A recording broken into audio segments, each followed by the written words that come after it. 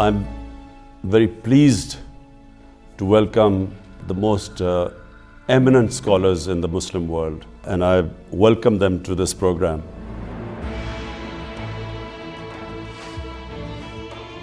I will ask all of them the one question which I think is very important for young people in the Muslim world.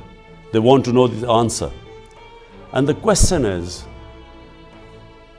our Prophet Muhammad sallallahu alaihi wasallam, from the time he arrived in Medina in 622 to the time he left us in 632, what did he do to transform these people from people who had no relevance in the world, and the same people became leaders of the world?